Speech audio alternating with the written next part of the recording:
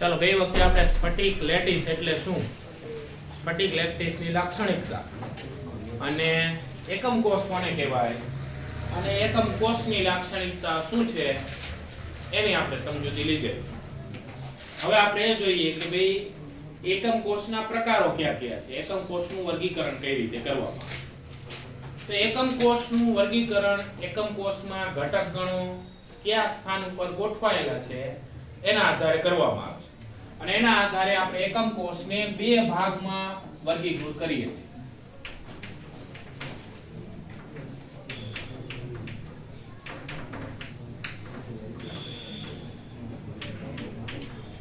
એકમ કોષમાં ઘટક કણો કયા સ્થાન ઉપર આવેલા છે એના આધારે એકમ કોષનો પહેલો પ્રકાર આદિમ પ્રકારનો એકમ કોષ અને એનો બીજો પ્રકાર કેન્દ્રિત એકમ કોષ. આદિમ એકમ કોષ કોને કહેવાય કે જો ઘટક કણો એકમ કોષના માત્ર ખૂણા ઉપર જ ગોઠવાયેલા હોય તો તેને આદિમ પ્રકારનો એકમ કોષ તરીકે ઓળખવામાં આવે. આપણે કોઈ એક સામાન્ય એકમ કોષની આકૃતિ દર્શાવીએ.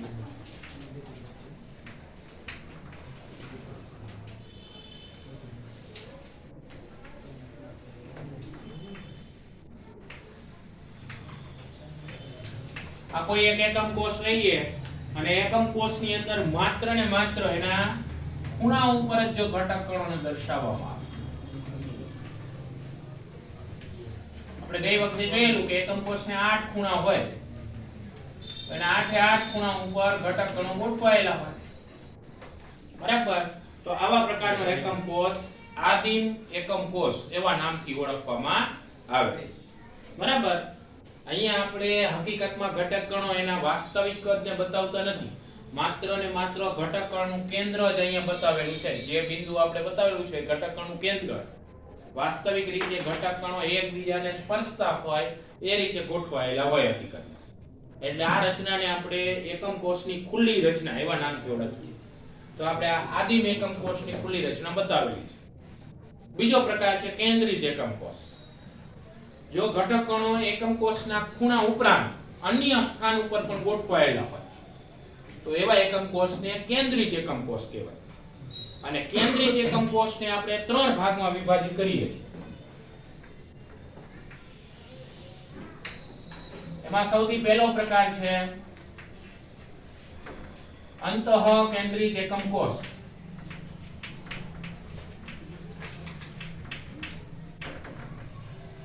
અંતઃ કેન્દ્રિત એકમ કોષ અને અંગ્રેજીમાં આપણે બોડી સેન્ટર્ડ યુનિટ સેલ એવા નામથી ઓળખીએ છીએ, જેને ટૂંકમાં બીસીસી પ્રકારનો એકમ કોષ કહેવાય.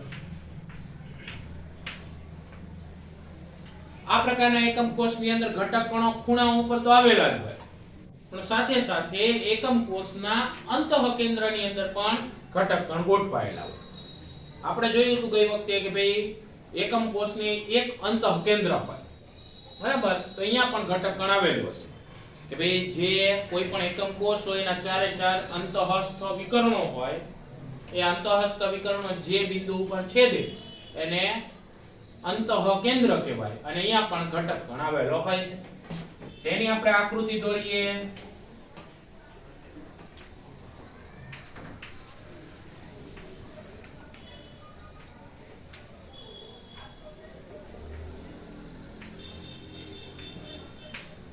આ એકમ કોષ એની અંદર ખૂણાઓ ઉપર 8 ખૂણાઓ ઉપર ઘટક કણ હોય.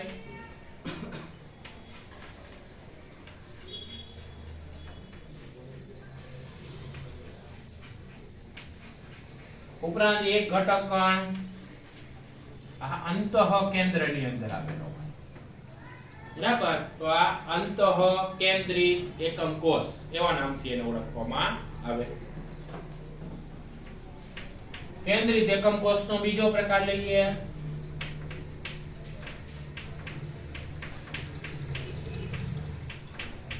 બીજો પ્રકાર છે ફલક કેન્દ્રિત એકમ કોષ.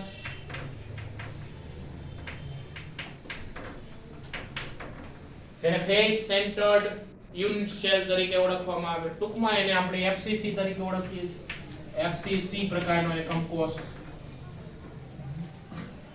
જો ઘટક કણો ઘનના ખૂણા ઉપરાંત દરેક ફલકના કેન્દ્રની અંદર ગોઠવાયેલા હોય, ફલક કેન્દ્ર ઉપર હાજર હોય, તો એને આપણે ફલક કેન્દ્રિત એકમ કોષ તરીકે ઓળખીએ છીએ.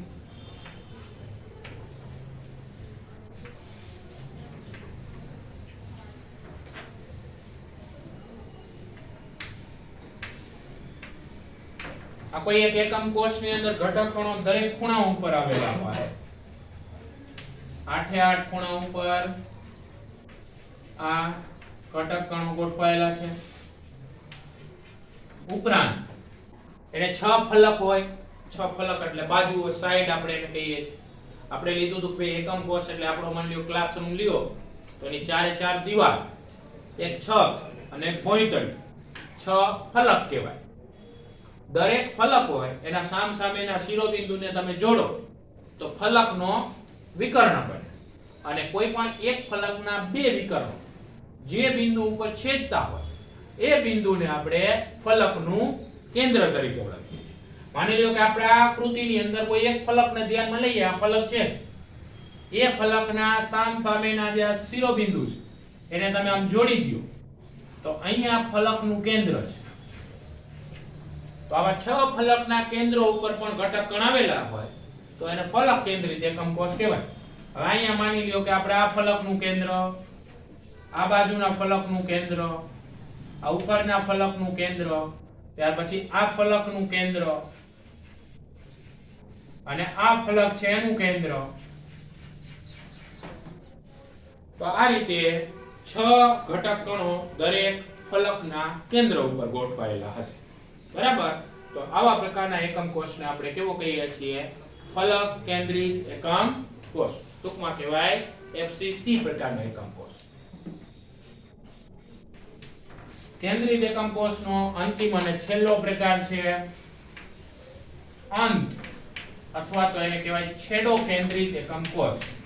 અંત કેન્દ્રિત અથવા છેડો કેન્દ્રિત એકમ કોષ. આ પ્રકારના એકમ કોષની અંદર ઘટક કણો એકમ કોષના ખૂણાઓ ઉપરાંત સામ સામેના બે ફલકના કેન્દ્રની અંદર ગોઠવાયેલા હોય. બરાબર. બધા ફલકના કેન્દ્રમાં ઘટક કણો ન હોય. સામ સામેના ફલકની કોઈ એક જોડ લ્યો તમે, એના કેન્દ્રની અંદર ઘટક કણ ગોઠવાયેલા હશે. તો આપણે એની સામાન્ય આકૃતિ બતાવીએ.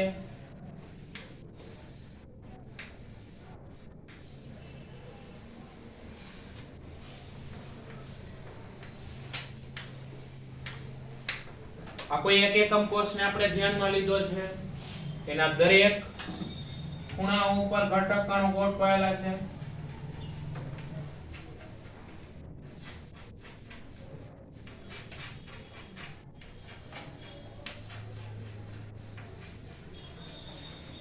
બરાબર. આ ઉપરાંત તેના સામ સામેના કોઈ એક ફલકની જોડને ધ્યાનમાં લઈએ અને એના ફલકના કેન્દ્રની અંદર ઘટક કણને ગોઠવીએ. તો આ સામ સામેના એક ફલકની જોડ, બંનેના ફલક કેન્દ્રની અંદર એક એક ઘટક કણ ગોઠવાયેલો છે. તો એ અંત અથવા તો છેડો કેન્દ્રિત એકમ કોષ એવા નામથી ઓળખવામાં આવે. તો આમ સામાન્ય રીતે જોઈએ તો 4 પ્રકારના એકમ કોષ કયા? આદિમ, અંતઃ કેન્દ્રિત, ફલક કેન્દ્રિત અને અંત અથવા તો છેડો કેન્દ્રિત એકમ કોષ. બરાબર. 4 પ્રકારના એકમ કોષ હોય. ઘટક કણો કયા સ્થાન ઉપર ગોઠવાયેલા છે એના આધારે આ એકમ કોષનું વર્ગીકરણ કરેલું છે. સામાન્ય રીતે જુદા જુદા સ્ફટિકમય ઘન પદાર્થોની જે જોવા મળતી વિવિધતા છે એનો જે અભ્યાસ કરવામાં આવે તો એનો અભ્યાસ કરવાથી આપણને માલુમ પડશે કે હકીકતની અંદર તમામ પ્રકારના સ્ફટિકમય ઘન પદાર્થ એ 7 પૈકીના કોઈ એક પ્રકારના એકમ કોષ ધરાવે છે. આ 7 પ્રકારોને આપણે સ્ફટિક પ્રણાલી એવા પ્રકારનું નામ આપેલું છે. એટલે કુલ 7 પ્રકારની સ્ફટિક પ્રણાલી શક્ય હોય, જેને અનુક્રમે આપણે સમઘનીય, ચતુષ્કોણીય, ઓર્થોરોમ્બિક, હેક્સાગોનલ અથવા ષટકોણીય, રહોમ્બોહેડ્રલ અથવા ત્રિકોણીય, મોનોક્લિનિક અને ટ્રાયક્લિનિક એવા નામથી ઓળખીએ છીએ. બરાબર. 7 પ્રકારની સ્ફટિક પ્રણાલી છે. ફરીથી એક વખત નામ બોલું છું. આપણે પાઠ્યપુસ્તકની અંદર સરસ મજાનું એક કોષ્ટક આપ્યું છે. એ કોષ્ટકની અંદર એ બધી જ સ્ફટિક પ્રણાલી દર્શાવેલી છે. બરાબર. કઈ કઈ છે? સમઘનીય, ઘણી વખત એને ખાલી ઘન પણ કહેવાય, એટલે સમઘનીય અથવા ઘન. ચતુષ્કોણીય અથવા તો એને ઘણી વખત ટેટ્રાગોનલ પણ કહેવાય. ચતુષ્કોણીય અથવા ટેટ્રાગોનલ. ત્યાર પછી ત્રીજી ઓર્થોરોમ્બિક. ચોથી સ્ફટિક પ્રણાલી ષટકોણીય અથવા હેક્સાગોનલ. ષટકોણીય અથવા હેક્સાગોનલ. ત્યાર પછીની સ્ફટિક પ્રણાલી, પાંચમી સ્ફટિક પ્રણાલી રહોમ્બોહેડ્રલ. રહોમ્બોહેડ્રલ અથવા તો એને ત્રિકોણીય એવા નામથી પણ ઓળખવામાં આવે. ત્યાર પછીની સ્ફટિક પ્રણાલી મોનોક્લિનિક અને છેલ્લી સ્ફટિક પ્રણાલી છે ટ્રાયક્લિનિક. બરાબર. કુલ 7 પ્રકારની સ્ફટિક પ્રણાલી શક્ય બને. એ કઈ રીતે પ્રકાર પાડ્યા છે? તો બધા સ્ફટિકમય ઘન પદાર્થનો અભ્યાસ કર્યો અને એની અંદર જોવા મળતા એકમ કોષ કેવા પ્રકારના છે એ એકમ કોષના આધારે એનું આ રીતે વર્ગીકરણ કર્યું છે. સાથે સાથ સ્ફટિક પ્રણાલીના આકાર આપણે 7 ભૌમિતિક આકૃતિ દ્વારા દર્શાવ્યા છે.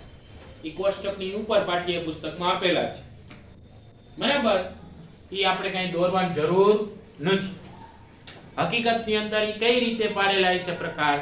તો આપણે જાણીએ છીએ કોઈ પણ એકમ કોષ એને 6 પરિમાણ હોય, 3 ધાર હોય A, B અને C, અને 3 ધાર વચ્ચેના ખૂણાઓ હોય આલ્ફા, બીટા અને ગામા. આ ધાર એને અક્ષીય અંતર તરીકે ઓળખવામાં આવે અને ખૂણાઓ એને અક્ષીય ખૂણાઓ કહીએ. તો એમની વચ્ચેનો સંબંધ કેવા પ્રકારનો છે એના આધારે સ્ફટિક પ્રણાલી નક્કી થાય છે કે ભાઈ A બરાબર B બરાબર C, એટલે કે ત્રણેય ધારના મૂલ્યો સમાન, અને આલ્ફા બરાબર બીટા બરાબર ગામા બરાબર 90°, એટલે કે ત્રણેય અક્ષીય ખૂણા સમાન અને પાછા એ કેટલા માપના હોય? 90° ના હોય. ત્યારે જે એકમ કોષ મળે એ એકમ કોષ સમઘનીય સ્ફટિક પ્રણાલી ધરાવે છે એમ કહેવાય. કારણ કે એ આકાર આપણને સમઘન આકારનો આકાર પ્રાપ્ત થાય. સાપસીડી રમવાના પાસા જેવો. સાપસીડી રમવાનો જે પાસો હોય સમઘન આકારનો હોય, એના જેવી આપણને રચના પ્રાપ્ત થાય. બરાબર. તો એ રચના સમઘનીય સ્ફટિક પ્રણાલી કહેવાય.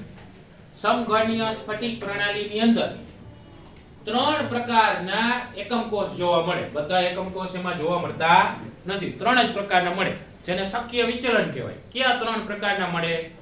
તો એની અંદર આપણને આપેલું છે કે આદિમ, અંતઃકેન્દ્રિત અને ફલક કેન્દ્રિત 3 પ્રકારના એકમ કોષ જોવા મળે છે. આ રીતે તમે દરેકે દરેક સ્ફટિક પ્રણાલી હોય એના શક્ય વિચલન એ અભ્યાસ ઉપરથી તારવેલું છે. એમાં લખેલું છે કે ભાઈ બધા સ્ફટિકમય ઘન પદાર્થનો અભ્યાસ ફ્રેન્ચના એક ગણિત શાસ્ત્રી હતા, એને કહ્યું બ્રેવિસ, અને એને તાવ્યું કે તમામ સ્ફટિકમય ઘન પદાર્થો 14 પૈકીની કોઈ એક જ રચના ધરાવતું હોય. કુલ 14 રચનાઓ શક્ય છે અને એ પૈકીની કોઈ એક રચના ધરાવે છે, જેને બ્રેવિસ લેટિસ તરીકે ઓળખવામાં આવે છે. તો આપણે એમસીક્યુ પૂછે કે ભાઈ શક્ય બ્રેવિસ લેટિસ કેટલી માત્રામાં હોય અથવા કેટલી સંખ્યામાં હોય છે? તો એનો જવાબ શું આવે? 14 બ્રેવિસ લેટિસ શક્ય છે.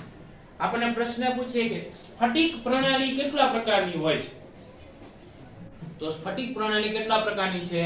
7 પ્રકારની છે. સ્ફટિક પ્રણાલી 7 પ્રકારની અને કુલ બ્રેવિસ લેટિસની શક્યતાઓ કેટલી? 14. કારણ કે એક સ્ફટિક પ્રણાલીની અંદર શક્ય વિચલનો થતા હોય અને એની ટોટલ તમે ગણતરી કરો ત્યારે તમામ બ્રેવિસ લેટિસની સંખ્યાઓ પ્રાપ્ત થાય. જો તમે આખું કોષ્ટક જોઈશો તો એની કોષ્ટકની અંદર સમઘનીય સ્ફટિક પ્રણાલીમાં 3 આવશે. ત્યાર પછી ચતુષ્કોણીય સ્ફટિક પ્રણાલીની અંદર 2 શક્ય વિચલન છે, એક આદિમ અને બીજું અંતઃકેન્દ્રિત. પછી ઓર્થોરોમ્બિકમાં જોશો તો 4 શક્ય વિચલન છે, આદિમ, અંતઃકેન્દ્રિત, ફલક કેન્દ્રિત અને છેડો અથવા તો અંત કેન્દ્રિત. ત્યાર પછીની ચોથી સ્ફટિક પ્રણાલી હેક્સાગોનલ અથવા ષટકોણીયની અંદર માત્ર આદિમ પ્રકારનો જ એકમ કોષ હોય. ત્યાર પછી રહોમ્બોહેડ્રલ, એની અંદર માત્ર આદિમ પ્રકારનો એક જ એકમ કોષ હોય. મોનોક્લિનિકમાં બે પ્રકારના એકમ કોષ બને, આદિમ અને અંત અથવા તો છેડો કેન્દ્રિત એકમ કોષ. અને છેલ્લી ટ્રાઇક્લિનિક સ્ફટિક પ્રણાલીમાં એક જ પ્રકારનો એકમ કોષ આવે, આદિમ. બરાબર. તો અમે બધાની ગણતરી કરો કે પહેલા ખાનાની અંદર પહેલી સ્ફટિક પ્રણાલીમાં 3, બીજી સ્ફટિક પ્રણાલી 2 એટલે 3 ને 2 5, ત્રીજીમાં 4 એટલે 5 ને 4 9, એના પછી 1 એટલે 10, વળી 1 એટલે 11, વળી પાછા 2 શક્ય વિચલન એટલે 13 અને વળી 1 શક્ય વિચલન એટલે આમ કુલ 14 પ્રકારની સ્ફટિક બ્રેવિસ લેટિસની શક્યતાઓ છે. એ 14 ની આકૃતિ એના પછીના પેજ ઉપર આપી કે ભાઈ સમઘનીયના 3, ચતુષ્કોણીયના 2, ઓર્થોરહોમ્બિકના 4, મોનોક્લિનિકના 2 અને ત્યાર પછી હેક્સાગોનલ અથવા ષટકોણીયનો 1, રહોમ્બોહેડ્રલનો 1 અને ટ્રાઇક્લિનિકનો 1. બરાબર. તો એ આપણે આકૃતિ કઈ દોરવાની જરૂર પડતી નથી, પરીક્ષા માટે બહુ કઈ વધારે અગત્યની પણ નથી. આપણે કોષ્ટક આખું પાકું કરવાનું છે. 7 સ્ફટિક પ્રણાલી લખવાની, શક્ય વિચલન, પછી અક્ષીય અંતર, એમની વચ્ચેનો સંબંધ a બરાબર b બરાબર c, a બરાબર b not equal to c, a not equal to b not equal to c. પછી અક્ષીય ખૂણા વચ્ચેનો સંબંધ આલ્ફા બીટા ગામા બરાબર 90, આલ્ફા બરાબર બીટા બરાબર ગામા બરાબર 90. પહેલા ત્રણમાં એવું જ છે બધાય. અને દરેકના ઉદાહરણ આપ્યા છે. ઉદાહરણ પણ આપણે પાકા કરવાના છે. એમાંથી MCQ આપણને પૂછે છે. માની લો કે આપણને પૂછીએ કે K2Cr2O7 કયા પ્રકારની સ્ફટિક પ્રણાલી ધરાવે છે, તો ટ્રાઇક્લિનિક. બરાબર. અથવા એમ પૂછે કે K2Cr2O7 માટે નીચે પૈકી કઈ બાબત સાચી છે, પછી 4 ઓપ્શનની અંદર અક્ષીય અંતર ને અક્ષીય ખૂણાના સંબંધ આપ્યા, તો K2Cr2O7 ટ્રાઇક્લિનિક સ્ફટિક પ્રણાલી છે, એના અક્ષીય અંતર અને અક્ષીય ખૂણા વચ્ચેનો સંબંધ આવો a not equal to b not equal to c અને alpha not equal to beta not equal to gamma not equal to 90. તો એમાંથી આપણે ઓપ્શન ગોતવાનો જેમાં આવું લખ્યું હોય. બરાબર. સમજીને કોઠો યાદ રહે તો સમજીને, ગોખીને યાદ રહે તો ગોખીને. તો પાકો આખો કોઠો કરવાનો. નેક્સ્ટ આપણો લેક્ચર આવશે તો કોઠો મોઢે લખવા આપીશ. બરાબર. આવડવો જોઈએ. આપણે એવી અપેક્ષા રાખીએ કે બધાને પાકો થઈ જ જશે. એટલે મારે કાંઈ બહુ વધારે ઉપાધિ રહેશે નહીં. નહીં તો પછી મારે બીજા હથિયાર ઉપાડવા પડે. બરાબર. એવું ન થાય. એટલે બધાય કોઠો પાકો કરી લેવાનો છે. જો કે આપણે આના અગાઉના લેક્ચરની અંદર અડધા ક્લાસને તો એ કહી દીધું હોય કે કોઠો પાકો કરવાનો છે, અડધા ક્લાસને બાકી રહી ગયું. બરાબર. એને આજે કહી દઈએ છીએ કોઠો પાકો કરી લેવાનો. રેડી? હવે એના પછીનો જે આપણે બહુ અગત્યનો પોઈન્ટ છે એ છે પ્રતિ એકમ કોષ પરમાણુઓની સંખ્યાની ગણતરી.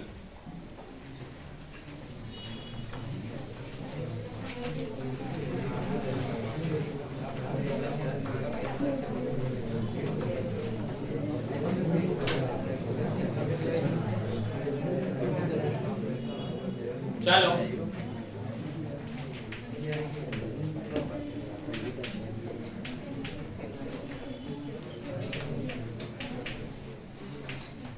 પ્રતિ એકમ કોષ આપણે પરમાણુઓની સંખ્યાની ગણતરી માત્ર સમઘનીય સ્ફટિક પ્રણાલી માટે કરીએ છીએ. એટલે ખાલી સમઘનીય સ્ફટિક પ્રણાલીને ધ્યાનમાં લઈશું. એટલે આપણો એકમ કોષ સમઘન આકારનો વિચાર કે જેના બધી ધારના મૂલ્યો કેવા હોય, એક સરખા હોય અને બધા ખૂણાના મૂલ્યો પણ એક સમાન હોય અને 90 અંશના હોય. ઉપરાંત સરળતા ખાતર દરેક વખતે આપણે લઈ લેશું કે એની અંદર જે ઘટક કણો છે એ પરમાણુ છે. એટલે પરમાણુઓની સંખ્યાની ગણતરી કરવાની રીત. બરાબર. તો પ્રતિ એકમ કોષ પરમાણુઓની સંખ્યા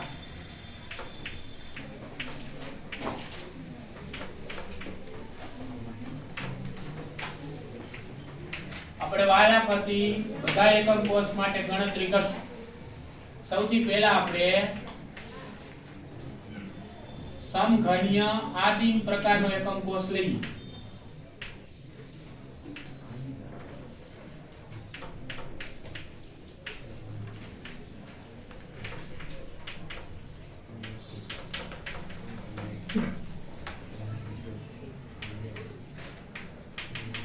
चलो समघनीय आदिम एकम कोष हमणा ज आपणे દોર્યો તો ફરીથી છતાંય યાદ કરીએ તો સમઘનીય આદિમ પ્રકારનો એકમ કોષ એમાં એકમ કોષની અંદર દરેક ખૂણાઓ ઉપર ઘટક કણ હોય અને સમઘન રચનાને 8 ખૂણા હોય.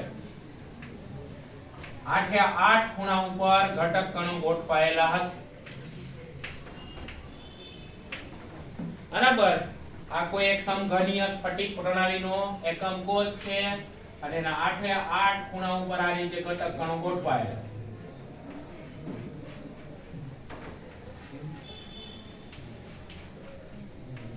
હવે થોડુંક આપણે વિચારવાનું છે કે કોઈ પણ એકમ કોષ હોય સમઘન આકારનો એના ખૂણા ઉપર આપણે ગોળો ગોઠવીએ. એ ગોળો એવી રીતે ગોઠવવાનો છે ગોળાનું કેન્દ્ર એક્ઝેક્ટ ખૂણા ઉપર જ આવે. હવે આખે આખો ગોળો આ સમઘન આકૃતિની અંદર આવી જશે શું કે એનો અમુક ભાગ બહાર રહેશે. બહાર રહીએ ને તો કેટલો ભાગ એકમ કોષની અંદર હોય એ આપણે શોધવાનું છે.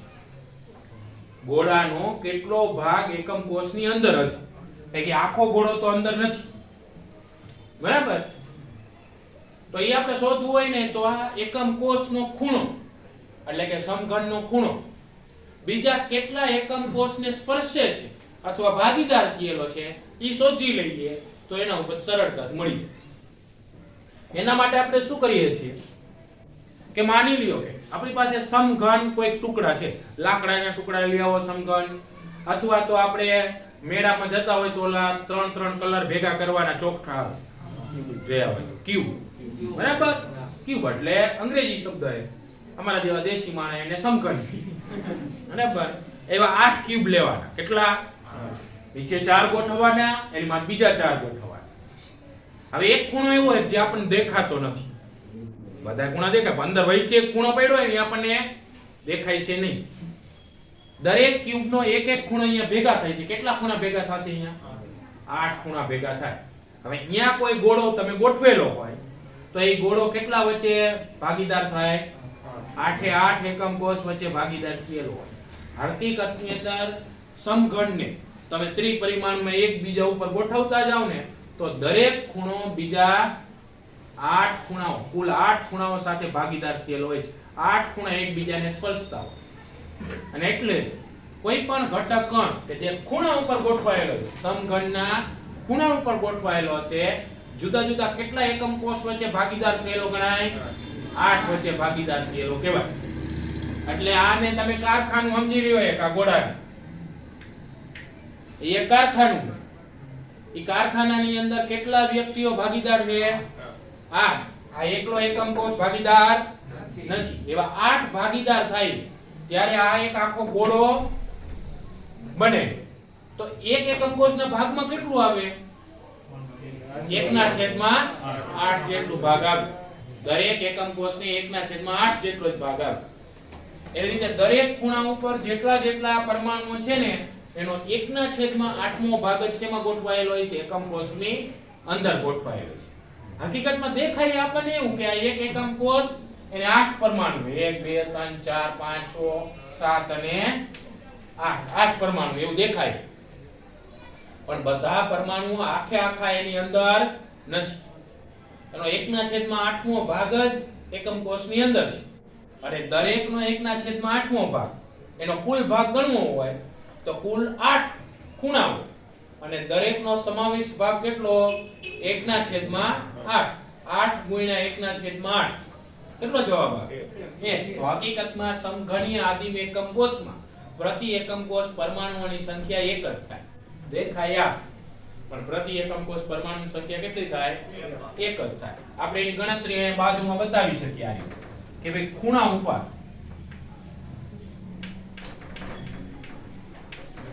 રહેલા પરમાણુઓની સંખ્યા.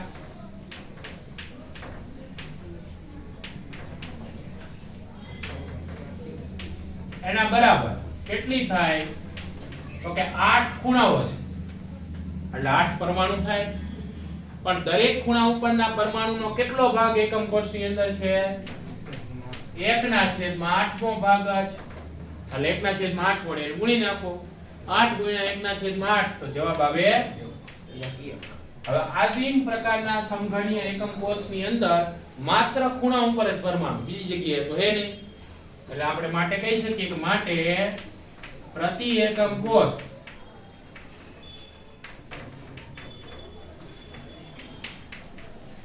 પરમાણુઓની કુલ સંખ્યા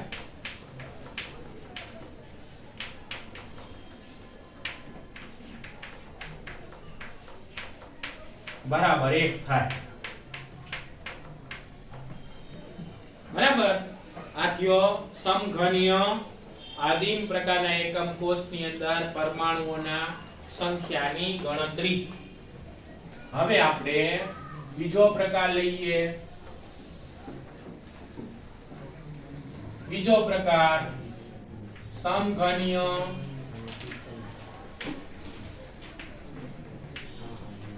અંતઃકેન્દ્રિત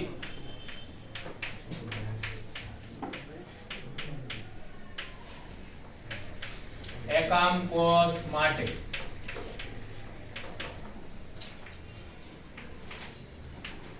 સમઘનીય અંતઃકેન્દ્રિત એકમ કોષમાં ઘટક કણો ખૂણાઓ ઉપર તો હોય જ, સાથે સાથે બીજે કઈ જગ્યાએ હોય? અંતઃકેન્દ્રની અંદર. વચ્ચે એવો શબ્દ નહીં વાપરવાનો, તમને શબ્દો સમજાવ્યા હતા. અંતઃકેન્દ્ર કહેવાય. આપણે કોઈ પણ સમઘન હોય એના સામસામેના ખૂણાને જોડો તો જે વિકર્ણ બને એને અંતઃસ્થ વિકર્ણ કહેવાય. અને બધા અંતઃસ્થ વિકર્ણ જે બિંદુએ છેદે એ છેદ બિંદુને અંતઃકેન્દ્ર કહેવાય. અહીંયા જ્યારે ઘટક કણ ગોઠવાયેલો હોય ત્યારે સમઘનીય અંતઃકેન્દ્રિત એકમ કોષ બને છે. ચાલો આપણા રૂમના આપણે વિચારીએ. આપણા રૂમની અંદર આમ સામસામેના ખૂણાઓને જોડ્યા એટલે અહીંયા વચ્ચે આખા રૂમની વચ્ચેના ભાગમાં એક ગોળો ગોઠવવાનો થશે. ઈ ગોળાનો કેટલો ભાગ એકમ કોષની અંદર આવશે? આખે આખો અંદર જ આવશે ને એકમ કોષમાં. કે એમાં કોઈ ભાગીદાર થયેલા છે? એમાં કોઈ બીજા પાડોશી ભાગીદાર થશે નહીં. એ આખો ગોળો એકમ કોષના બાપાનો જ થાય છે. બરાબર. તો એ આખે આખો એના અંદર જ છે, એમાં કોઈ ભાગીદાર થયેલા નથી. પાછા ખૂણા ઉપર તો ઘટકકણ છે જ. તો હવે આ સમઘનીય અંતઃકેન્દ્રિત એકમ કોષમાં પ્રતિ એકમ કોષ કેટલા પરમાણુઓ છે એની ગણતરી કરવી હોય તો આ રીતે કરીએ કે ખૂણા પર રહેલા પરમાણુઓની સંખ્યા કેટલી થાય? કે 8 ખૂણા એને ગુણ્યા ખૂણા ઉપરનો કેટલો ભાગ એકમ કોષની અંદર હોય? 1/8. 8 ગુણ્યા 1/8 બરાબર 1. હજી બીજે ક્યાં હે? અંતઃકેન્દ્રમાં. તો અંતઃકેન્દ્રમાં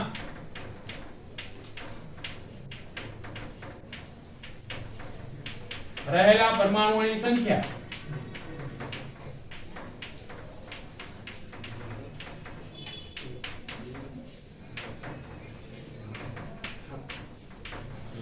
અંતઃકેન્દ્ર કેટલા હે? આખા એકમ કોષને કેટલા અંતઃકેન્દ્ર હે? 1.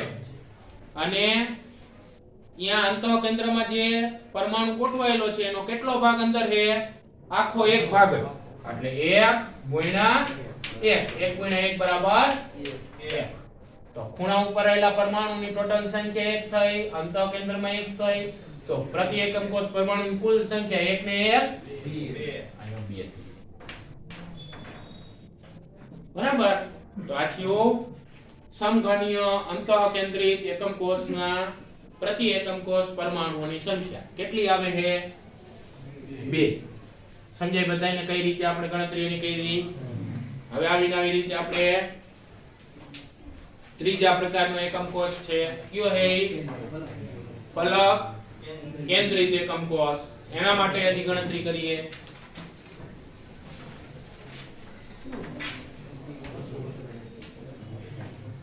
આ ત્રીજો પ્રકાર સમઘનીય ફલક કેન્દ્રિત એકમ કોષ માટે, સમઘનીય ફલક કેન્દ્રિત એકમ કોષ માટે એની અંદર ઘટક કણો ક્યાં છે? દરેક ખૂણા, 8 ખૂણાઓ ઉપરાંત દરેક ફલકના ફલક કેન્દ્રની અંદર પણ ઘટક કણો હશે. એક એકમ કોષને કેટલા ફલક હોય? 6.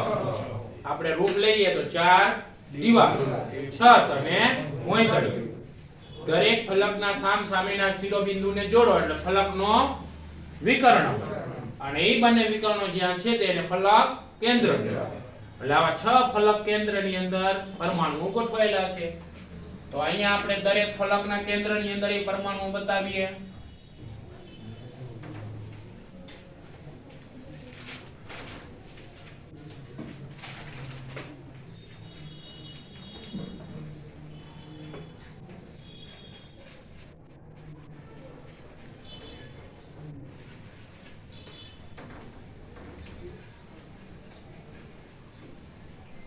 બરાબર, આ 6 પરમાણુ એવા છે જે ફલકના કેન્દ્રની અંદર ગોઠવાયેલા છે. ચાલો હવે આપણે ફલકના કેન્દ્રમાં જ્યારે પરમાણુ ગોઠવાયેલો હોય ત્યારે એનો કેટલો ભાગ એકમ કોષની અંદર સમાવિષ્ટ હોય એની ધ્યાનમાં લેવું પડશે. એને ધ્યાનમાં લેવા માટે આપણે બાજુમાં 2 રૂમની કલ્પના કરીએ. 2 રૂમ બાજુમાં બનાવીએ. 2 રૂમ બાજુમાં બનાવીએ તો એક દિવાલ આપણે કેવી રાખીએ? કોમન. ભાઈમાં એક દિવાલ કોમન હોય ને, એ દિવાલના કેન્દ્રની અંદર વચ્ચોવચ્ચ એક ગોળો ગોઠવી દઈએ. આખી દિવાલ હોય એના વચ્ચેના ભાગમાં એક મોટો ધાતુનો ગોળો રાખ્યો માની તો એનો અડધો ભાગ એક રૂમમાં અને અડધો ભાગ બાજુના રૂમમાં હોય. આખો ગોળો આપણા રૂમમાં આવે નહીં. તો હકીકતમાં એ પરમાણુનો કેટલો ભાગ એકમ કોષમાં સમાવેશ કહેવાય?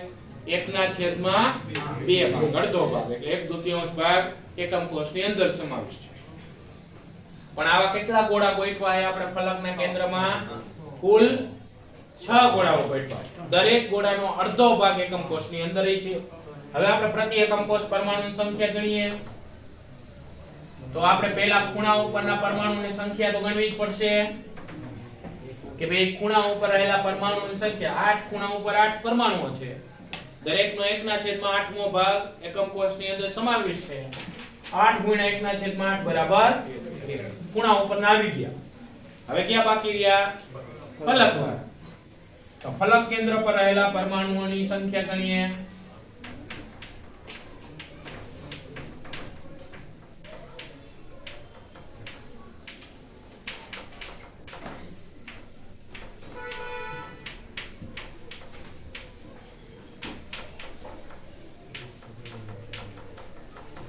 ફલક કેન્દ્ર પર રહેલા પરમાણુઓની સંખ્યા. કેટલા ફલક કેન્દ્ર છે? એકમ કોષને ફલક કેન્દ્ર 6.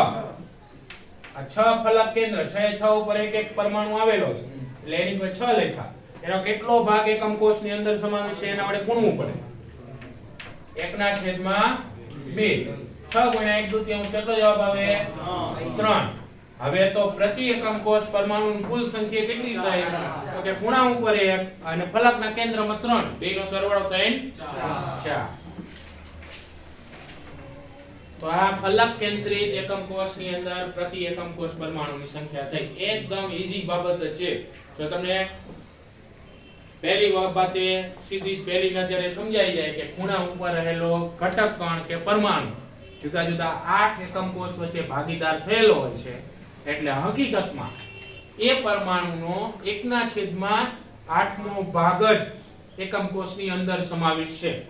આવી રીતે જો કોઈ પરમાણુ અંતઃકેન્દ્રમાં હોય તો અંતઃકેન્દ્રમાં રહેલો પરમાણુ સંપૂર્ણપણે એકમ કોષની અંદર જ સમાવેશ છે. કોઈ વચ્ચે ભાગીદાર થયેલો હોતો નથી. અને જો કોઈ પરમાણુ ફલકના કેન્દ્રમાં હોય, ફલક કેન્દ્ર ઉપર, તો ફલક કેન્દ્ર ઉપર રહેલો પરમાણુ જુદા જુદા 2 પડોશી એકમ કોષ વચ્ચે ભાગીદાર થયેલો હોય છે. આથી હકીકતમાં એનો 1/2 ભાગ જ એકમ કોષની અંદર સમાવિષ્ટ હોય છે. બરાબર? એટલે સરળતાથી તમે દરેક પ્રકારના એકમ કોષની અંદર જે પ્રતિ એકમ કોષ પરમાણુઓની સંખ્યા છે એની ગણતરી બતાવી શકો. બરાબર? હજી આપણે ચોથા પ્રકારનો એકમ કોષ આવે. પણ ચોથા પ્રકારનો એકમ કોષ સમઘનીય સ્ફટિક પ્રણાલીમાં જોવા મળતો નથી. સમઘનીય સ્ફટિક પ્રણાલીની ત્રણ જ શક્ય વિચલન છે: આદિમ, અંતઃકેન્દ્રિત અને ફલક કેન્દ્રિત. અંત કે છેડો કેન્દ્રિત એકમ કોષ સમઘનીય સ્ફટિક પ્રણાલીમાં નથી અને એટલે એની ગણતરી પાઠ્યપુસ્તકમાં બતાવેલી. પણ ધારો કે એવું શક્ય હોત કે સમઘનીય સ્ફટિક પ્રણાલીની અંદર અંત કે છેડો કેન્દ્રિત એકમ કોષ હોય, તો અંત કે છેડો કેન્દ્રિત એકમ કોષમાં પ્રતિ એકમ કોષ પરમાણુની સંખ્યા કેટલી થાય એની ગણતરી તમે તમારી જાતે કરી લો. કેટલા થાય છે? 2 પરમાણુઓ થાય. કે 8 8 ખૂણા ઉપર પરમાણુ હોય એટલે 8 ગુણ્યા 1/8 બરાબર 1. પછી કેટલા ફલકના કેન્દ્ર ઉપર પરમાણુ હોય? 2 ફલકના કેન્દ્ર ઉપર એટલે 2 ગુણ્યા 1/2, કારણ કે ફલકના કેન્દ્ર ઉપર જે પરમાણુ એનો 1/2 ભાગ લેવાનો હોય તો 2 ગુણ્યા 1/2 એટલે 1. બેયનો સરવાળો કરો, 1 ને 1 તો પ્રતિ એકમ કોષ 2 પરમાણુ થાય. બરાબર. કદાચ આપણને પૂછે તો આપણને આવડે.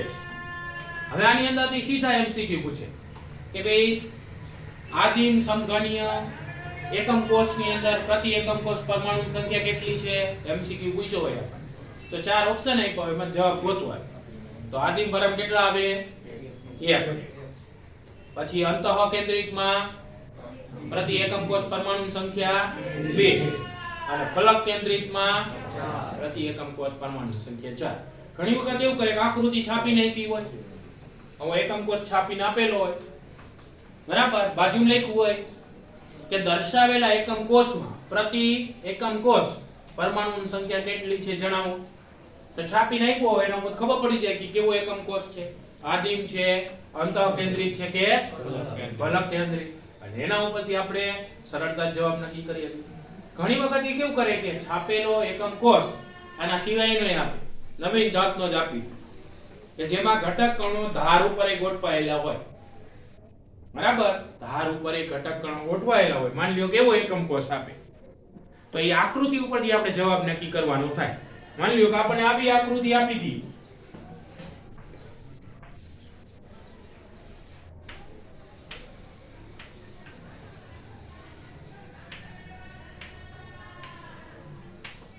આ કોઈ એક એકમ કોષ આપ્યો હોય અને આ રીતે ઘટક કણો બતાવ્યા હોય.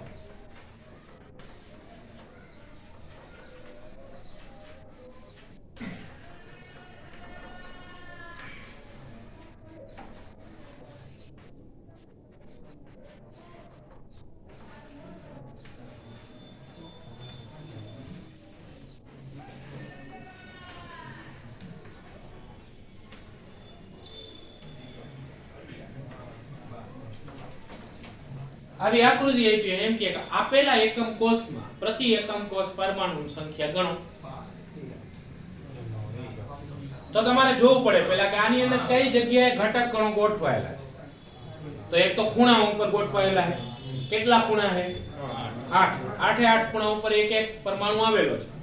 તો પ્રતિ એકમ કોષ કેટલું થાય? 8 ગુણ્યા 1/8 બરાબર 1. ખૂણા ઉપર આવી ગયા. હવે બીજે ક્યાં ગોઠવાયેલા છે? ધારના કેન્દ્ર. જો આપણે ગણતરી કરી એમાં કે ધારના કેન્દ્ર ઉપર ઘટક કણ હતા જ નહીં, તો આપણે ફરીથી જોવું પડશે કે ભાઈ એક ધાર હોય, કોઈ એકમ કોષની ધાર હોય, એ હકીકતમાં ત્રિપરિમાણમાં કેટલા એકમ કોષ સાથે ભાગીદારી કરે. ધાર કેટલા એકમ કોષ સાથે ભાગીદાર થયેલી હોય? 4 વચ્ચે ભાગીદાર થયેલી હોય. જેને સમજાઈ જાય તરત જ સમજાઈ જાય. ત્રિપરિમાણીય આકૃતિના જે થોડાક જાણકાર હોય એને સાવ સરળ પડે.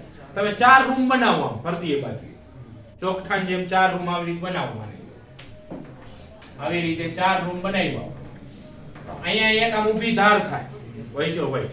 એ ઊભી ધાર ચારે એકમ કોષ વચ્ચે શું થયેલી હોય? ભાગીદાર થયેલી હોય. અહીંયા જો તમે વચ્ચે કોઈ ગોળો ગોઠવો હોય તો એનો 1/4 ભાગ દરેક એકમ કોષમાં આવે. કેટલી ધાર હોય એકમ કોષને? 12 ધાર હોય. અને કેટલો ભાગ સમાવેશ છે? 1/4. તો એના ધાર માટે આવું લખવું પડે કે 12 ધાર એટલે 12 પરમાણુઓ ગુણ્યા 1/4. આનું સાદુરૂપ આપત શું આવે? 3. ઓલા ખૂણા ઉપર કેટલા હતા? 1. ધાર ઉપર કેટલા આવ્યા? 3. બેનો સરવાળો કરો તો આ એકમ કોષમાં પ્રતિ એકમ કોષ પરમાણુ સંખ્યા કેટલી થાય? 4 થઈ જાય. બરાબર. ઘણી વખત આપણને અણુસૂત્ર શોધો એવા પ્રકારના પ્રશ્ન પૂછે. અણુસૂત્ર શોધો અથવા પ્રમાણ સૂચક સૂત્ર શોધો. એ સાવ સરળ છે. માની લ્યો કે આપણને એવો પ્રશ્ન આપે કે કોઈ એક સંયોજન બે તત્વોનો બનેલો છે. એ બે તત્વોના નામ છે A અને B. બે તત્વોનો બનેલો છે. બે તત્વો ક્યાં છે? A અને B. એમાં A તત્વ ખૂણા ઉપર ગોઠવાયેલો છે. એકમ કોષના ખૂણા ઉપર ગોઠવાયેલો છે અને B તત્વ એ અંતઃકેન્દ્રમાં ગોઠવાયેલો છે. એકમ કોષના અંતઃકેન્દ્રમાં. તો સંયોજનનું અણુસૂત્ર શું હશે? તો સંયોજનનું અણુસૂત્ર નક્કી કરવા માટે આ બેની સાપેક્ષ સંખ્યા નક્કી કરવાની. હવે A પરમાણુ ક્યાં છે? ખૂણા ઉપર. તો ખૂણા ઉપર રહેલા પરમાણુની સંખ્યા કેવી રીતે નક્કી થાય? 8 ગુણ્યા 1/8 બરાબર. તો A પરમાણુની સંખ્યા કેટલી નક્કી થશે? 1. હવે B પરમાણુ અંતઃકેન્દ્રમાં હોય ત્યારે એની સંખ્યા. અંતઃકેન્દ્ર કેટલા હોય? 1. એનો કેટલો ભાગ સમાવિષ્ટ હોય? 1. 1 ગુણ્યા 1 તો A ની સંખ્યા 1 થઈ અને B ની સંખ્યા તો A જેમ B બરાબર 1 જેમ 1. 1 જેમ 1 એટલે અણુસૂત્ર થાય AB. માની લો કે 1 જેમ 2 આવે તો અણુસૂત્ર શું થાય? AB2. 1 જેમ 3 આવે તો AB. 1 જેમ 4 આવે તો AB. પછી વળી માની લો ક્યારે કેવું આવે? 2 જેમ 4 આવે તો A2 B4 એવું અણુસૂત્ર લખવાનું હોય નહીં. અણુસૂત્રમાં ક્યાંય એવું ન હોય કે તમે નીચે આંકડા લખ્યા હોય ને એમાં કઈ કોમન નીકળતું હોય. કોમન નીકળતું હોય કાઢ નાખવું પડે. થોડું ગણિત હલાવો કે 2 જેમ 4 છેદ ઉડાડવાનો હોય. 2 ના છેદમાં 4 છેદ ઉડાડ 2 * 2 2 2 એટલે હકીકતમાં શું કહેવાય? 1 જેમ તો અણુસૂત્ર થાય AB2. બરાબર. હવે આ પ્રશ્નો તમે રેફરન્સમાં જોઈશો તો તમને મળશે જેમાં અણુસૂત્ર પણ નક્કી કરવાનું આવશે. એવું લાગે તો આપણે એવા થોડાક પ્રશ્નો આવતી વખતે સોલ્યુશન કરશું. રેડી? અહીંયા સુધી રાખીએ.